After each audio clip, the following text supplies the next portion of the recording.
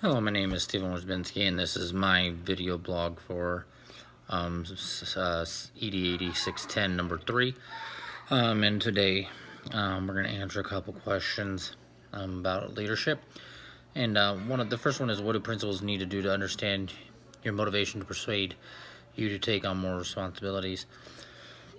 And I think, coming from my own perspective, if principals understand what the teachers are passionate about, and then allowing the teachers to explore more what they're passionate about, that really brings in their buy-in. There's so much on a school campus, and certain teachers are going to take to certain aspects of that.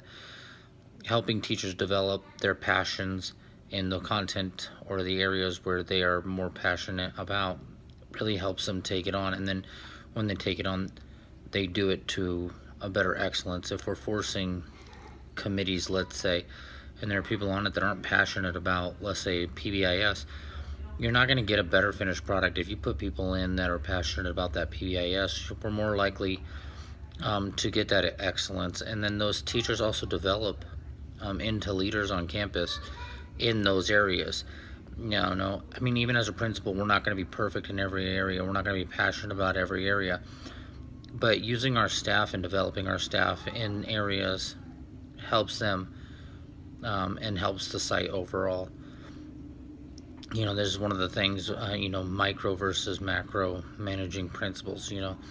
If the principal's trying to do everything and take over everything, I think, in my opinion or my experiences, that has collapsed at least one of the schools I was at. Flip side, I've had a micromanager, and they come in, and if the principals come in and they allow the staff to work on projects, take ownership of projects, it works out in my experience the best, because yes, they oversee and they check what you're doing, and then ultimately do have the final say. But letting the teachers run it, there's more buy-in already by the staff, and it's less of a struggle for the principal in order to do stuff. And that pretty much answered the second question: what do teachers need to do to motivate the school in order to persuade teachers to build their capacities? It's allow the teachers to run with their passions and become successful in those. What might a principal say or do to a teacher to agree to work on building their professional capacities?